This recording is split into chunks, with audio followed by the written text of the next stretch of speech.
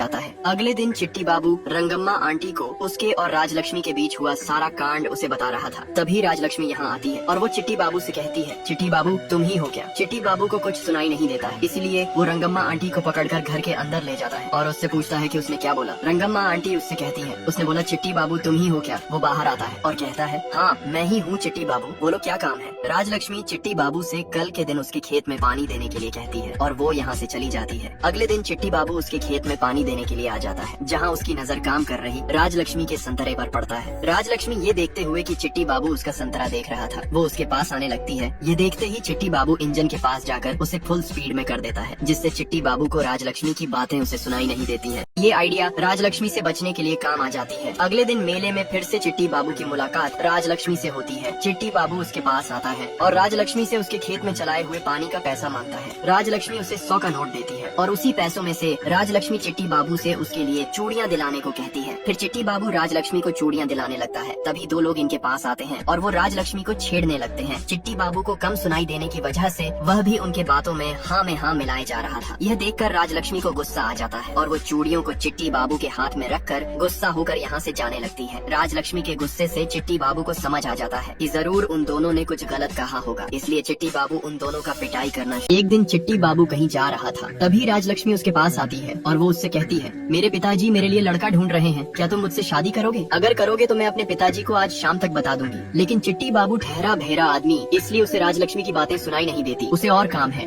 ये कहकर वो यहाँ से चला जाता है। फिर रात को चिट्टी बाबू राजलक्ष्मी को उसे बिना कुछ बताए उसके घर आता है। यहाँ पर वो बहुत सारा सामान गिरा देता है, लेकिन उसे कुछ भी नहीं सुनाई देता और शोर की वजह से घर के सभी लोग उठ जाते हैं। फिर चिट्टी बाबू खिड़की के रास्ते राजलक्ष्मी को बुलाने लगता है और राजलक्ष्मी के बाहर आते ही चिट्टी बाबू उसे किस करने जाता है। तभी राजलक्ष्मी उसे धक्का देकर हटा देती है। चिट्टी बाबू ने देखा कि सब उठ गए हैं, इसलिए चिट्टी बाबू राजलक्ष्मी के पिता से कहता है कि हम दोनों एक दूसरे से प्यार करते हैं। चिट्टी बाबू राजलक्ष्मी को उसके बारे में बताने को कहता है, लेकिन राजलक्ष्मी चिट्टी बाबू को थप्पड़ मार देती है और फिर उसका पिता चिट्टी बाबू को घर से बाहर निकाल देता है। बाहर गांव वाले खड़े थे, उसमें से एक लड़का चिट्टी बाबू को पकड़कर बोलता है, जरूर ये कुछ गलत करने आया था। चिट्टी बहिरा था, इसलिए उसे कम सुनाई देता था। रास्ते में वो एक बूढ़े आदमी से कहता है, चाचा कैसे हो? आदमी ने बोला, क्या बताऊं बेटा, सोसाइटी वाले ने सारी जमीन छीन लिया, अब मेरे पास कुछ नहीं बचा, इसलिए अब मेरे पास मरने के अलावा और कोई रास्ता नहीं है। चिट्टी को लगा कि आदमी काम की बात कर रहा है, इसलिए उसने बोला, जाओ और आगे बढ़ो। फिर आदमी पानी में कूद गया और चिट्टी भी उसे बचाने के लिए पानी में कूद पड़ा। थोड़ी देर बाद जब आदमी को होश आया, तब उसने चिट्टी से कहा, तुम्हें तो सुनाई नहीं देता, फिर तुम्हें कैसे पता चला मैं पानी में कूद गया? चिट्टी कहता है, मैं भले ही नहीं सुन सकता हूँ, लेकिन किसी की आंखों में आंसू देखकर उसका दर्द समझ लेता हूँ। ये कहकर वो यहाँ से चला गया। अगले दिन चिट्टी अपने भाई और उसी आदमी के साथ सोसाइटी वालों के पास गया। तभी राजलक्ष्मी इनके पास आई और कहने लगी, मेरा कर्जा पूरा हो चुका है, लेकिन सोसाइटी वाले अब भी कर्जा मांग रहे हैं। फिर कुमार राजलक्ष्मी को सोसाइटी वालों के पास ले गया और कहने लगा, राजलक्ष्मी का कर्जा पूरा हो गया है। फिर अधिकारी कुमार को डायरी दिखाते हुए कहता है, देखो इसने कितना कर्जा लिया था। डायरी में 20,000 लिखा हुआ था, लेकिन राजलक्ष्मी कहती है, नहीं मैंने बस 10,000 लिया था।